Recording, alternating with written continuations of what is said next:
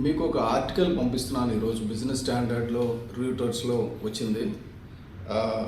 దాని ప్రకారం ఏంటంటే ఇక్కడ డేటా సెంటర్లో చాలా పెద్ద ఇన్వెస్ట్మెంట్ వస్తుంది. ప్రభుత్వం చాలా హ్యాపీగా ఉంది. Major investments are coming to Andhra Pradesh, India. Very good. Google దిగ్గజం వస్తుంది. ఇంకా గూగుల్ దిగ్గజాన్ని విశాఖపట్నంకి రప్పించాను. మన ముఖ్యమంత్రి గారే స్వయంగా చెప్తున్నారు. అట్ ద సేమ్ టైం ఆ రివ్యూటర్స్లోని కానీ ఆ బిజినెస్ స్టాండర్డ్లో కానీ ఆ ఇంటర్వ్యూ చేసిన వాళ్ళు ప్రభుత్వాన్ని ఏంటి మరి ఉద్యమకారులు దీనికి వ్యతిరేకంగా పోరాటం చేస్తున్నారు కదా అంటే వాళ్ళు చేస్తారు, అది వాళ్ళ ధర్మం, మేము వాళ్ళని క్లారిఫై చేస్తాం, ఇబ్బంది లేదన్నారు. చాలా సంతోషం. అయితే గూగుల్ ఏం చెప్పిందంటే దీంట్లో ప్రత్యేకించి ఇప్పుడు పర్యావరణ అనుమతులన్నీ మేము తీసుకుంటున్నామని చెప్పేసి అన్నారు.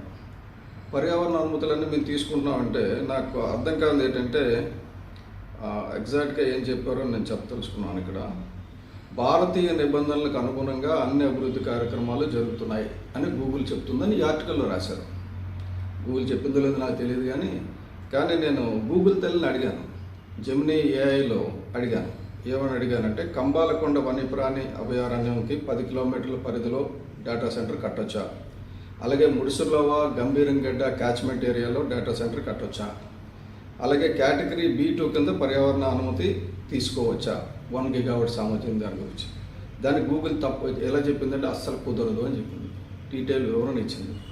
తప్పనిసరి వన్యప్రాణి వైల్డ్ లైఫ్ యాక్ట్ ప్రకారంగా తప్పనిసరి అనుమతులు తీసుకోవాలి. నిషేధిత నియంత్రిత ప్రాంతాల్లో కన్స్ట్రక్షన్ చేయడం తప్పు. సాధారణ నిబంధనలు వీటికి వర్తిస్తాయి. కాబట్టి ఈ గంభీరంగడ్డ రిజర్వాయర్లో, ముడిసర్లోవా రిజర్వాయర్లో, అలాగే బఫర్ జోన్లో కన్స్ట్రక్షన్స్ కట్టడానికి వీల్లేదు, చేయడానికి వీల్లేదు. అంటే ఇది ఎవరైనా కోర్టులకు వెళ్తే దీన్ని ఆపేస్తే ప్రమాదం ఉంది. కాబట్టి B2 భవన నిర్మాణం కింద తప్ప ప్రాజెక్టుకు సంబంధం కాదు. ప్రాజెక్ట్ కావాలంటే మాత్రం డెఫినెట్గా పూర్తి అధికారిక స్కోపింగ్, టర్మ్స్ ఆఫ్ రిఫరెన్స్తో చట్టబద్ధమైన ఈసీ అనుమతులు తీసుకోవాలని చెప్పింది.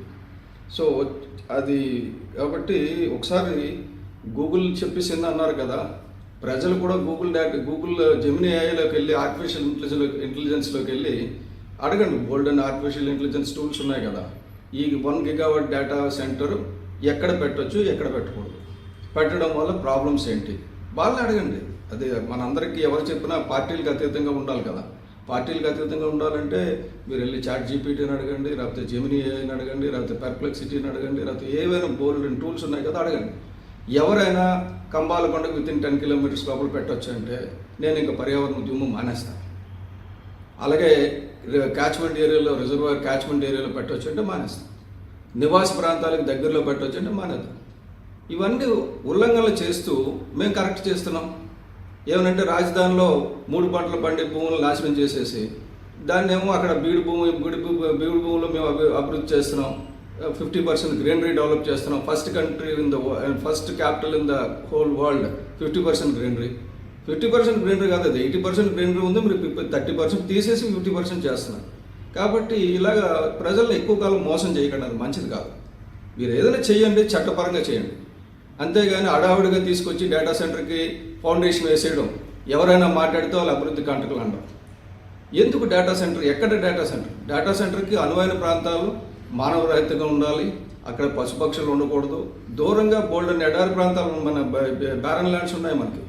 నేనే ఐడెంటిఫై చేసి ఇస్తాను. ఉత్తరాంధ్రలో 10 ప్రాంతాలు ఇస్తాను, అక్కడ పెట్టండి డేటా సెంటర్లు.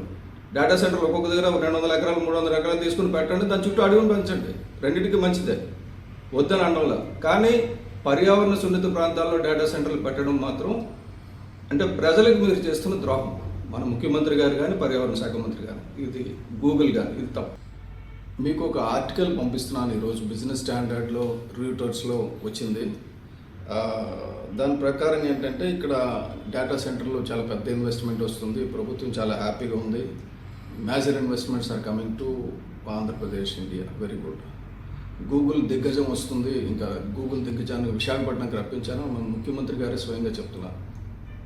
అట్ ద సేమ్ టైం ఆ రివ్యూటర్స్లోని కానీ ఆ బిజినెస్ స్టాండర్డ్లో కానీ ఆ ఇంటర్వ్యూ చేసిన వాళ్ళు ప్రభుత్వాన్ని ఏంటి మరి ఉద్యమకారులు దీనికి వ్యతిరేకంగా పోరాటం చేస్తున్నారు కదా అంటే వాళ్ళు చేస్తారు, అది వాళ్ళ ధర్మం, మేము వాళ్ళని క్లారిఫై చేస్తాం, ఇబ్బంది లేదన్నారు. చాలా సంతోషం. అయితే గూగుల్ ఏం చెప్పిందంటే దీంట్లో ప్రత్యేకించి ఇప్పుడు పర్యావరణ అనుమతులన్నీ మేము తీసుకుంటున్నామని చెప్పేసి అన్నారు.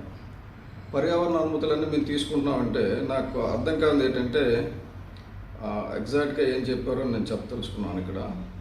భారతీయ నిబంధనలకు అనుగుణంగా అన్ని అభివృద్ధి కార్యక్రమాలు జరుగుతున్నాయి అని గూగుల్ చెప్తుందని ఈ ఆర్టికల్లో రాశారు. గూగుల్ చెప్పిందో లేదో నాకు తెలియదు, కానీ నేను గూగుల్ తల్లిని అడిగాను, జెమినీ ఏఐలో అడిగాను.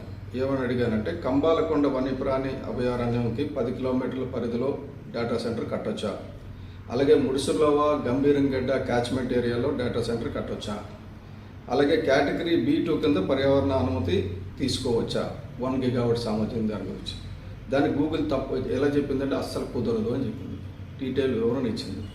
తప్పనిసరి వన్యప్రాణి వైల్డ్ లైఫ్ యాక్ట్ ప్రకారంగా తప్పనిసరి అనుమతులు తీసుకోవాలి, నిషేధిత నియంత్రిత ప్రాంతాల్లో కన్స్ట్రక్షన్ చేయడం తప్పు, సాధారణ నిబంధనలు వీటికి వర్తిస్తాయి. కాబట్టి ఈ గంభీరంగడ్డ రిజర్వాయర్లో, ముడిసిర్లోవ రిజర్వాయర్లో, అలాగే బఫర్ జోన్లో కన్స్ట్రక్షన్స్ కట్టడానికి వీల్లేదు, చేయడానికి వీల్లేదు. అంటే ఇది ఎవరైనా కోర్టులకు వెళ్తే దీన్ని ఆపేస్తే ప్రమాదం ఉంది. కాబట్టి B2 భవన నిర్మాణం కింద తప్ప ప్రాజెక్టుకు సంబంధం కాదు. ప్రాజెక్ట్ కావాలంటే మాత్రం డెఫినెట్గా పూర్తి అధికారిక స్కోపింగ్, టర్మ్స్ ఆఫ్ రిఫరెన్స్తో చట్టబద్ధమైన ఈసీ అనుమతులు తీసుకోవాలని చెప్పింది. సో అది కాబట్టి ఒకసారి గూగుల్ చెప్పేసింది అన్నారు కదా, ప్రజలు కూడా గూగుల్ జెమినీ ఏఐలోకి వెళ్ళి ఆర్టిఫిషియల్ ఇంటెలిజెన్స్లోకి వెళ్ళి అడగండి. గోల్డెన్ ఆర్టిఫిషియల్ ఇంటెలిజెన్స్ టూల్స్ ఉన్నాయి కదా, ఈ 1 గిగావాట్ డేటా సెంటర్ ఎక్కడ పెట్టొచ్చు, ఎక్కడ పెట్టకూడదు, పెట్టడం వల్ల ప్రాబ్లమ్స్ ఏంటి, వాళ్ళని అడగండి. అదే మనందరికీ ఎవరు చెప్పినా పార్టీలకు అతీతంగా ఉండాలి కదా. పార్టీలకు అతీతంగా ఉండాలంటే మీరు వెళ్ళి ChatGPTని అడగండి, లేకపోతే జెమినీ ఏఐని అడగండి, లేకపోతే పెర్ప్లెక్సిటీని అడగండి, లేకపోతే ఏవైనా గోల్డెన్ టూల్స్ ఉన్నాయి కదా అడగండి. ఎవరైనా కంబాలకొండకు వితిన్ 10 కిలోమీటర్స్ లోపల పెట్టొచ్చు అంటే నేను ఇంకా పర్యావరణ ఉద్యమం మానేస్తాను.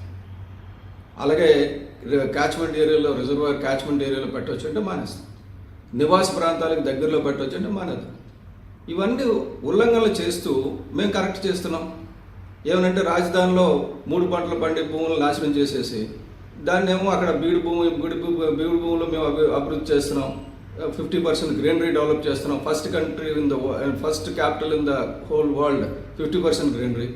50% గ్రీనరీ కాదు, అది 80% గ్రీనరీ ఉంది, మీరు 30% తీసేసి 50% చేస్తున్నారు. కాబట్టి ఇలాగా ప్రజల్ని ఎక్కువ కాలం మోసం చేయకండి, అది మంచిది కాదు. మీరు ఏదైనా చేయండి, చట్టపరంగా చేయండి. అంతేగాని అడావుడిగా తీసుకొచ్చి డేటా సెంటర్కి ఫౌండేషన్ వేసేయడం, ఎవరైనా మాట్లాడితే వాళ్ళు అభివృద్ధి కంటకులు అనడం. ఎందుకు డేటా సెంటర్? ఎక్కడ డేటా సెంటర్కి అనువైన ప్రాంతాలు మానవ రహితంగా ఉండాలి, అక్కడ పశుపక్షులు ఉండకూడదు, దూరంగా బోల్డెన్ ఎడారి ప్రాంతాలు, మన బ్యారన్ ల్యాండ్స్ ఉన్నాయి మనకి. నేనే ఐడెంటిఫై చేసి ఇస్తాను, ఉత్తరాంధ్రలో 10 ప్రాంతాలు ఇస్తాను, అక్కడ పెట్టండి డేటా సెంటర్లు. డేటా సెంటర్లు ఒక్కొక్క దగ్గర 200 ఎకరాలు 300 ఎకరాలు తీసుకుని పెట్టండి, దాని చుట్టూ అడవిని పెంచండి, రెండింటికి మంచిదే, వద్దని అనడంలో. కానీ పర్యావరణ సున్నిత ప్రాంతాల్లో డేటా సెంటర్లు పెట్టడం మాత్రం అంటే ప్రజలకు మీరు చేస్తున్న ద్రోహం. మన ముఖ్యమంత్రి గారు కానీ, పర్యావరణ శాఖ మంత్రి కానీ, ఇది గూగుల్ కానీ, ఇది తప్పు.